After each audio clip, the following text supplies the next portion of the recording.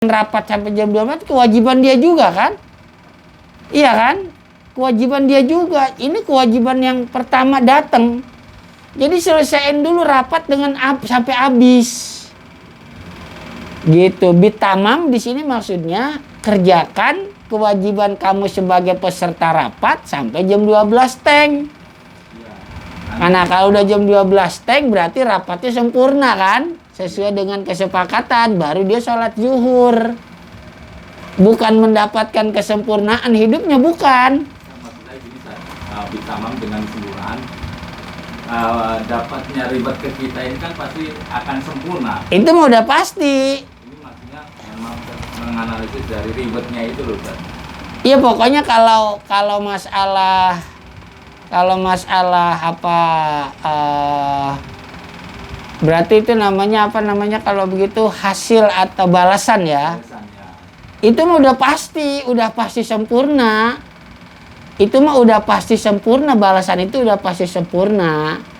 Cuman pengertian bitamam di sini ya di kalimat ini bukan dia mendapatkan balasan yang sempurna, bukan, tetapi dia mengerjakan kewajiban itu dengan sempurna sesuai dengan tuntunan syariat gitu. Umpama contoh lagi gini, dia oke lah ikut rapat sampai jam 12, terus dia sholat zuhur, tapi ternyata di sholat zuhurnya dia ada yang kurang. Umpama kan ada orang sholat zuhur itu dia pakai pakaian kerja, nggak pakai kaos dalam, pakai baju kemeja pendek, di atas pusar, celana lepis, terus dia sholat, kan kelihatan itu bokongnya, iya kan? Nah, ketika dia sholatnya kelihatan bokongnya, itu sebetulnya sholat dia nggak sempurna di situ. Kewajiban sholat yang dia lakukan nggak sempurna. Nah, makanya tunaikanlah kewajiban kita dengan sempurna. Itu mah udah pasti gitu ya. Kalau itu udah pasti dapat balasan yang sempurna, itu udah pasti. Tapi tunaikan dulu kewajiban itu dengan sempurna. Nah, cuma mungkin masalahnya orang itu tahu enggak ibadah wajib yang dia lakukan itu udah sempurna atau Nah, ini nih yang jadi masalahnya lagi nih kadang-kadang. Karena orang nggak semuanya tahu tentang hukum fikih. Dari mulai hukum fikih beristinja, buang air kecil, buang air besar, iya kan? Contoh nih, dia punya kuku panjang nih, ya. Dia punya kuku panjang. Dia buang air besar. Terus dia cebok. Nih, punya kuku panjang, dia buang air besar. Terus dia cebok. Kira-kira ketika dia cebok dari buang air besarnya, bersih nggak? Coba, bersih nggak? Kulit anus kita itu sangat tipis loh. Iya kan? Sulit anus kita tuh tipis. Sedikit aja kena kuku akan merasakan sakit. Perih pasti. Akhirnya dia cebok pakai apa? Nih, pakai ini nih. Iya kan? Pakai telapak jari jemari, iya kan? Nggak mungkin dia colek pakai kukunya, sakit, iya kan?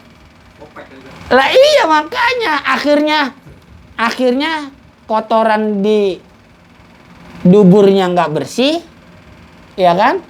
Di kukunya juga pada nempel. Terus dia wudhu, dia sholat, itu nggak sempurna tuh, ya? Nggak sempurna tuh kalau begitu.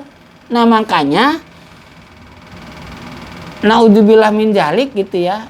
Kita jangan merasa sempurna dalam melakukan kewajiban. Kesempurnaan melakukan kewajiban sesuai dengan aturan syariat. Itu tadi. Begitu tuh maksudnya. Ya. Jadi orang yang kukunya panjang kayaknya saya juga nggak bisa memastikan, tapi saya pernah merasakan ya.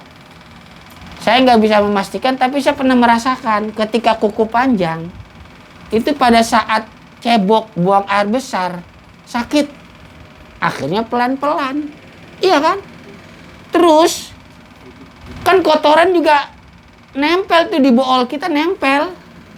Soalnya di bool kita itu ada apa? Ada rambut kan?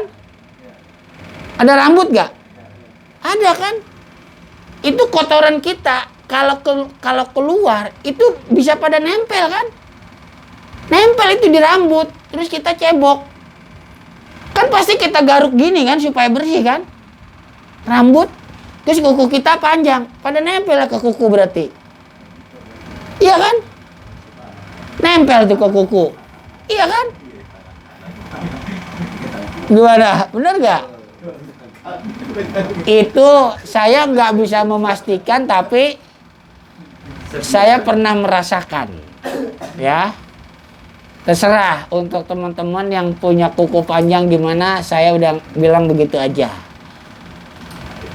Jadi kayaknya orang yang punya kuku panjang ibadah sholatnya kurang sempurna deh. Ya pokoknya terserah lah itu mah.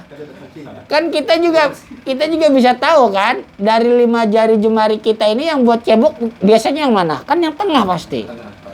Iya kan? Di antara telunjuk, tengah, manis kan? Nggak mungkin pakai jempol atau jari manis, nggak mungkin. Tapi buat saya tetap lebih baik potong aja kukunya lah. Ya, buat apaan sih melihara kuku? Emang ada manfaatnya ya? Ya. Nah, itu jadi gitu ya Mas ya. Jadi yang dimaksud sempurna di sini, melaksanakan kewajibannya harus sempurna.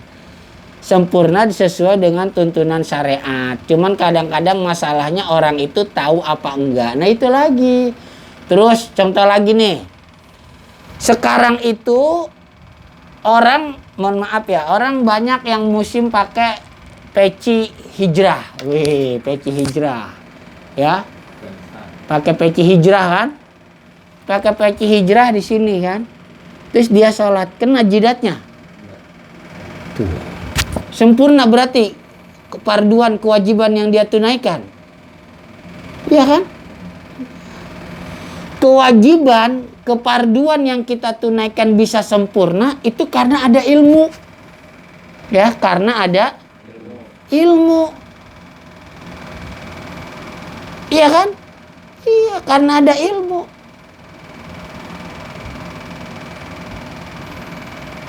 Nggak ada ilmu, kurang ilmu ya begitu dah. Tapi orang itu selama masih mau berusaha mencari ilmu, insya Allah dimaaf. Ya, dimaaf. Cukup ya? Ya. Satu lagi boleh. Ya, singkat, tepat, padat. Jadi ini terus tarik dengan tadi masalah ini makruh sama haram. Jadi saya pernah mengingatkan bahwa Gus Bang mengatakan kalau makruh ya di semua itu nggak ada, yang ada ya yang dibenci ya haram. Maksudnya gini kan, pandangan Gus Bang itu berkenaan dengan masalah itu dari segi mana sih? Yang masalah apa? Jadi makruh dan haram. Kata Gus Bang ini bukannya untuk membandingkan, bukan berarti mengkompar sama Hasan. Kata Gus Bang dalam hukum makruh diartikan sesuatu hal yang itu Allah benci. Kalau di dalam lupa saya. Berarti yang dibenci ya haram, berarti nggak ada sebenarnya makruh itu nggak ada. Jadi maksudnya kata itu saya yang terpotong mendengarkan itu Gus Bang mengatakan itu dari segi mana? Makruh sama haram. Ya kan definisi makruh perbuatan yang dibenci oleh Allah. Berarti kalau yang dibenci kan diidentifikasikan haram. Berarti sebenarnya makruh nggak ada lah. Kata Gus Bang begitu, saya pengen tahu dari sudut segi mana gitu. Jam berapa nih sekarang? 11.15. Ah? 11.15. Biar manja. Jamnya pending dulu. Ya udah kita tutup dulu ya. kita tutup dulu. Selesai sampai di sini. Apabila ada kesalahan, mohon diperbaiki, diluruskan dan dibenarkan, karena kesalahan itu datangnya dari saya pribadi, hawa nafsu saya sendiri, godaan dari iblis laknatullah alaih. Dan apabila ada benarnya yang saya sampaikan, semata-mata hidayah dan taufik dari Allah Subhanahu wa taala ta'adduban. Allahumma sholli ala sayyidina Muhammadin fil awwalina wal akhirin. Wa barik wa sallim wa radiyallahu ta'ala an sadatina ashabi sayyidina Rasulillahi ajma'in. Bismillahirrahmanirrahim. Alhamdulillahi rabbil alamin. Hamda yuafi ni'amahu wa yukafi'u mazidah. Ya Rabbana lakal hamdu wa lakal syukru kama yanbaghi li jalali wajhikal karim wa 'azimi sultanik. Allahumma salli wa sallim wa barik ala sayyidina Muhammad wa ala ali sayyidina Muhammad. Bi'adadi kulli da'in wa dawa, bi'adadi kulli da'in wa dawa, bi'adadi kulli da'in wa dawa. Allahumma inna nas'aluka al-afwa wal afiyah wal mu'afata daimah fid dini wa dunya wal akhirah, wa sihhata wal afiyah wal barakata was salamah wa tulal umri fi ta'atillah wa ta'ati Rasulillah sallallahu alaihi wasallam. Allahumma anfa'na bima 'allamtana wa 'allimna ma yanfa'una warzuqna ilman yanfa'una fid dini wa dunya wal akhirah. Rabbana atina fid dunya hasanah fil akhirati hasanah wa qina adzabannar. Fali subhana rabbika rabbil izzati amma yasifun wa salamun alal mursalin walhamdulillahi rabbil alamin.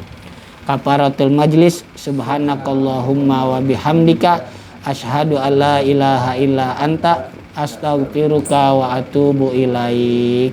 Wallahul muwaffiq ila aqwamit thoriq. Assalamualaikum warahmatullahi wabarakatuh.